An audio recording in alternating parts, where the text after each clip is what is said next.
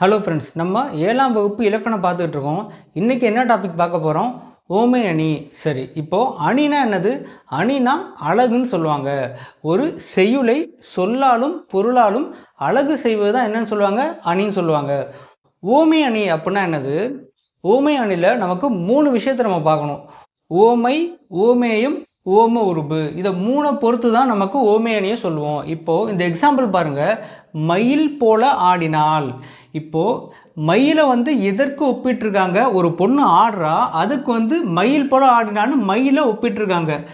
எதை நம்ம ஒப்பிட்டு பேசுகிறோமோ, கம்பேர் பண்ணுறோமோ, அதுதான் ஓமை அல்லது ஓமானம்.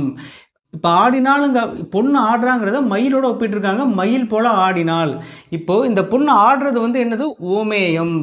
போல அப்படிங்கிறது என்னது? ஓம உருபு.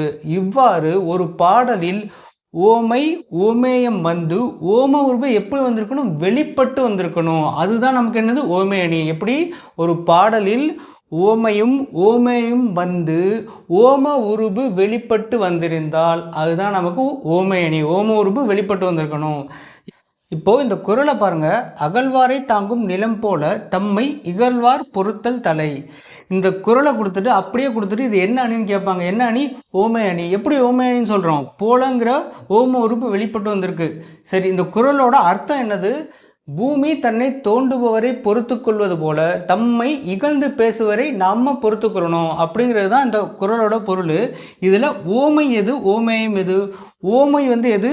அகழ்வாரை தாங்கும் நிலம் போல, பூமியை தான் நம்ம கம்பேர் பண்ணுறோம். அப்போனா இதுதான் ஓமை. இகழ்வார் பொறுத்தல் தலை, தம்மை இகழ்ந்து பேசுறது என்னது? ஓமேயம். புரியுதா? போலங்கிறது ஓம உருபு. ஸோ ஒரு திருக்குறளை பார்த்தா நமக்கு ஓமை அணியா இல்லைங்கிறது எப்படி தெரியும்? ஓம உருவு வெளிக்கொட்டு வந்திருக்கான்னு நம்ம கரெக்டாக பார்க்கணும். சரி, இப்போது அடுத்தது நம்ம என்னென்ன ஓம உருபுகள் இருக்குது அதை பற்றி பார்க்கலாம். இப்போது ஓம உருபுகள்லாம் என்னென்ன இருக்குது அப்படிங்கிறத பார்க்கலாமா? போல, புறைய, அன்ன, இன்ன, அற்று, இற்று, மான, கடுப்ப, ஒப்ப, உருளை. இதெல்லாம் என்னது? ஓம உருபுகளாக வரும். இதுக்கு முன்னாடி நம்ம என்ன பார்த்தோம்? மயில் போல ஆடினால். போலங்கிறது என்னது? ஓம உருபு. இதெல்லாம் ஓம உருபு. இதை நம்ம பார்த்து வச்சுட்டா நமக்கு ஓமை அணி கண்டுபிடிக்கிறது கொஞ்சம் ஈஸியாக இருக்கும். இதெல்லாம் நல்லா பார்த்துக்கோங்க.